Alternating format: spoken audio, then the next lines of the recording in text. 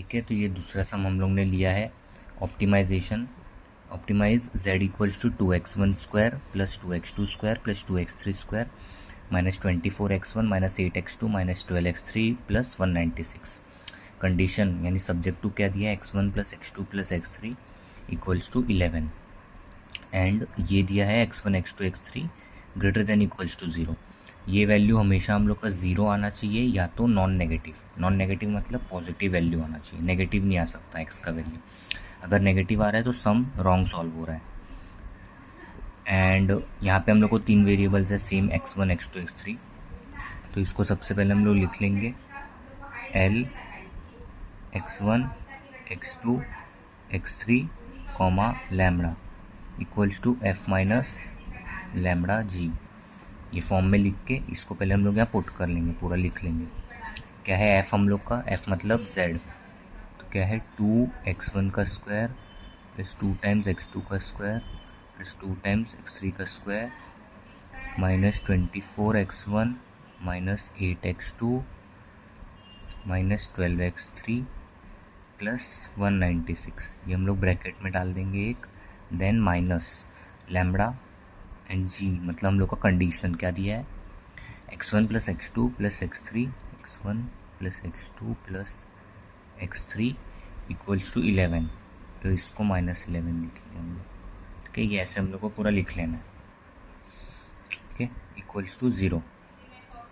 अब पहला l of x1 को 0 लेंगे, यानी इसको पूरे को x1 से डिफ्रेंशिएट करेंगे सबसे पहले। तो क्या होगा, यहीं पर कर लेते हैं। ये x1 हो जाएगा तो ये 2 2 4 4x1 ये 0 हो जाएगा क्योंकि डिफ्रेंशिएट नहीं होगा, ये भी नहीं होगा। माइनस 24 बचेगा यहाँ पे, x1 से करेंगे तो माइनस 24। यहाँ x2 है, यहाँ x3 तो ये भी नहीं होगा, और ये प्लस 196 कांस्टेंट वैल्यू। तो पहले ये लिख लेते हैं 4x1 माइनस 24, इसको एक ब्रैकेट में डाल लेते हैं। देन माइनस लैम्बडा, इधर पे क्या बचेगा, 1 बचेगा एंड ये सब 0 हो जाएगा। कांस्टेंट है ना, x1 से डिफरेंशिएट नहीं हो सकता ये, एंड ये कांस्टेंट वैल्यू है तो x1 का 1 बचेगा सिर्फ, इक्वल्स टू 0। तो ये क्या हो जाएगा, therefore 4x1 minus 24 minus lambda equals to 0, ये ऐसा होगा। अब हम लोग को इसको लैम्बडा के फॉर्म में लिखना है, तो लैम्बडा को हम लोग राइट में भेज देते हैं। तो क्या हो जाएगा, देयरफॉर लैम्बडा इक्वल्स टू, ये राइट में भेजे तो पॉजिटिव हो गया, तो इसको ऐसे लिख सकते हैं ना 4x1 माइनस 24। ये हम लोग का पहला इक्वेशन बन गया लैम्बडा के फॉर्म में। हम लोग को सारे को लैम्बडा के फॉर्म में ही लेके आना है। सेम ऐसे x2 का एंड x3 का कर लेंगे। तो ये मैंने दोनों लिख लिया, l of x2 equals to 0। क्या आया, 4x2 माइनस 8, इसको डिफ्रेंशिएट करेंगे x2 से, यहाँ आएगा 4x2, यहाँ बचेगा minus 8 minus lambda equals to 0। Then इसको भी राइट में भेज देंगे, तो lambda equals to 4x2 minus 8। Same l of x3 किया तो ये आया, एंड इसका आया lambda equals to 4x3 minus 12। इसको x3 से डिफ्रेंशिएट किया, 3 इक्वेशन बन गए। अब तीनों लैम्बडा के फॉर्म में। अब हम लोग को क्या चाहिए, x1 x2 और x3 की वैल्यू निकालनी है। तो अब हम लोग इक्वेट करेंगे, लैम्बडा लैम्बडा इक्वेट करेंगे। पहले ये करेंगे फिर ये करेंगे। ठीक है, किसी एक फॉर्म में लेके आएंगे, जैसे x1 के फॉर्म में या तो ला देंगे पूरा, या तो x2 के फॉर्म में पूरा लाएंगे। तो पहले हम लोग इक्वेशन 1 और 2 को इक्वेट करके देखते हैं। ठीक है, यहाँ लिखेंगे इक्वेटिंग इक्वेशन 1 एंड 2, अपने हिसाब से जैसा जमे लिख सकते हैं। तो क्या है, लैम्बडा इक्वल्स टू लैम्बडा। तो पहला इक्वेशन 1 क्या है, 4x1 minus 24, 4x1 minus 24 equals to 4x2 minus 8। ये लिख लिया। अब हम लोग इसको किसी एक फॉर्म में लाएंगे, या तो x1 के फॉर्म में या तो x2। तो क्या करेंगे, इस पूरे को 4 से डिवाइड कर देते हैं, क्योंकि सब जगह 4 दिख रहा है ना, ये भी डिवाइड होगा 4 से ये भी डिवाइड होगा। तो डिवाइडिंग लिखते हैं, या dividing by 4 on both the sides.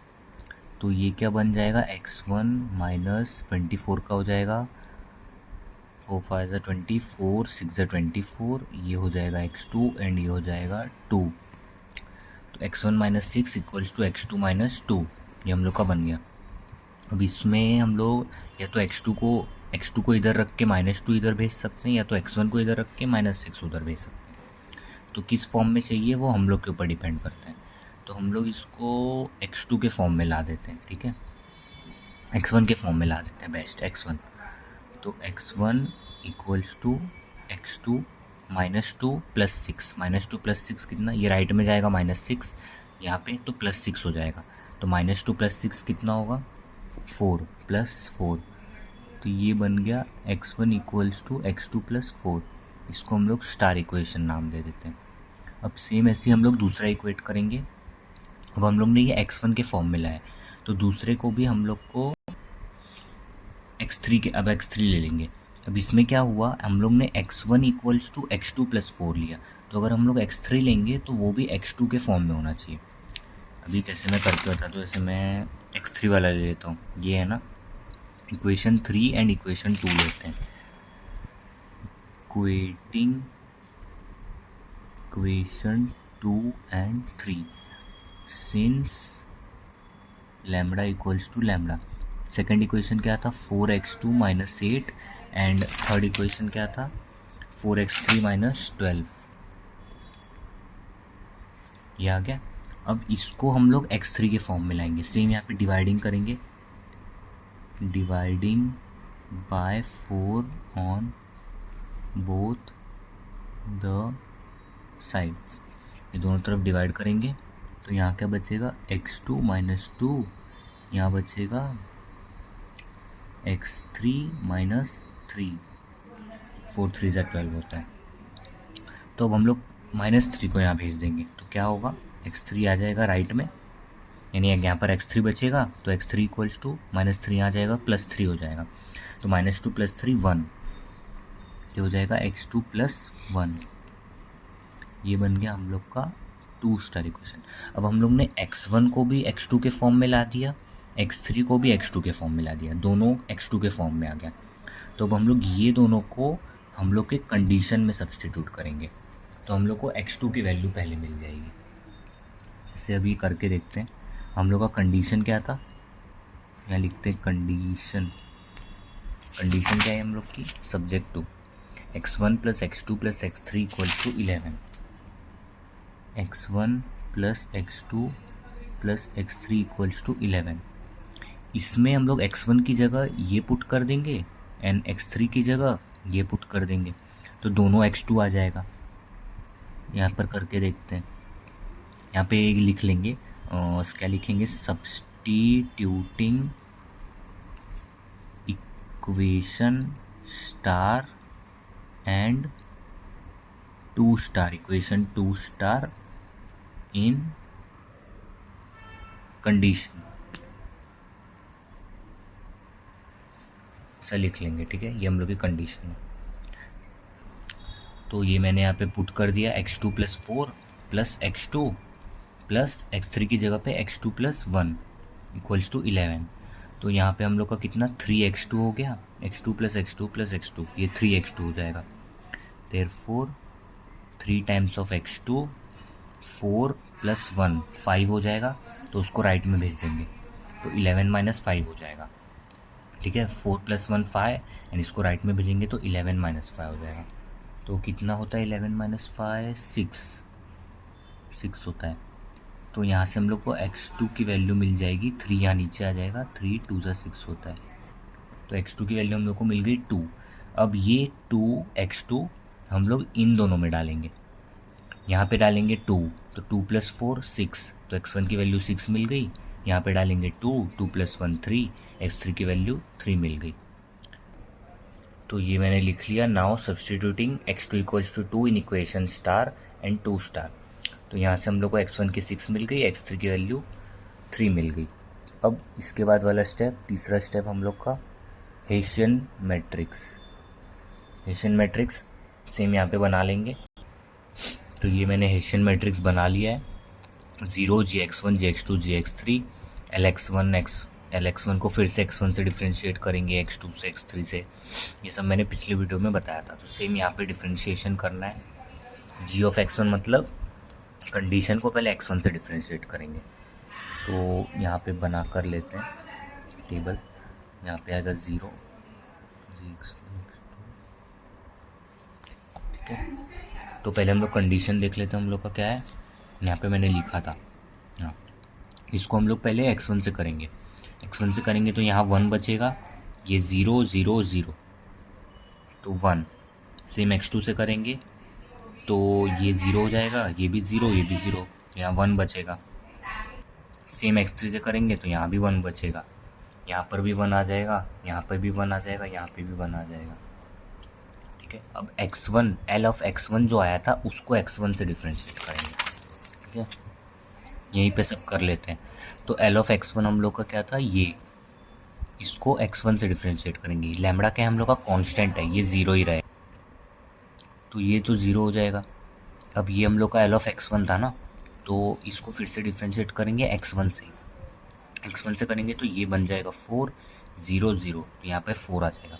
अब इसी को x2 से डिफ्रेंशिएट करते हैं। x2 से करेंगे तो कुछ भी नहीं मिलेगा, 0 ही मिलेगा, क्योंकि ये होगा नहीं, ये भी कांस्टेंट है, ये भी कांस्टेंट है।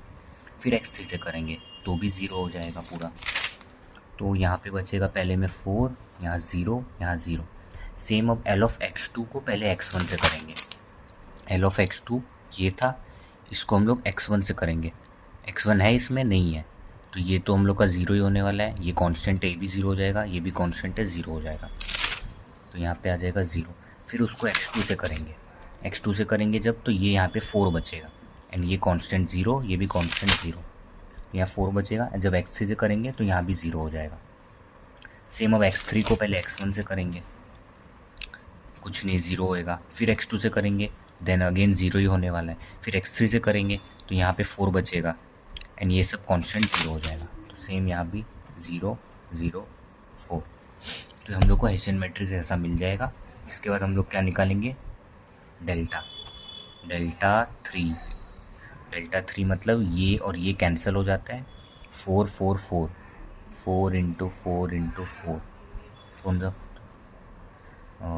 4 16 एंड 16 इंटू 4 64। तो यहाँ पे लिख लेंगे 64। देन डेल्टा 2, तो अब ये वाला पार्ट कैंसिल हो जाएगा। 4 इंटू 4 16। देन डेल्टा 1, तो ये भी कैंसिल हो जाएगा, एंड देन बचेगा सिर्फ 4। तो ये सारी वैल्यूज़ हम लोग की पॉजिटिव आई, यानी हम लोग को z मिनिमम मिलेगा। ठीक है, सारी वैल्यूज़ पॉजिटिव आई, यानी यहाँ पर z मिनिमम मिलेगा। z मिनिमम की वैल्यू मैंने बताया था कैसे फाइंड आउट करते हैं। ये हम लोग का z वाला कंडीशन, इसके अंदर x1 x2 x3 सारी वैल्यूज़ पुट करनी है, एंड जो इसका आंसर आएगा वो हम लोग का z मिनिमम होगा। तो ये मैंने यहाँ लिखा है, सिंस डेल्टा 3 2 1 आर पॉजिटिव है, इसके लिए मिनिमा देगा। मैंने z मिनिमम का यहाँ पे आंसर लिख लिया है डायरेक्ट, बट एक बार कैल्सी में चेक कर लेना वैल्यूज़ पुट करके। इसके बाद हम लोग कंटकर चालू करेंगे।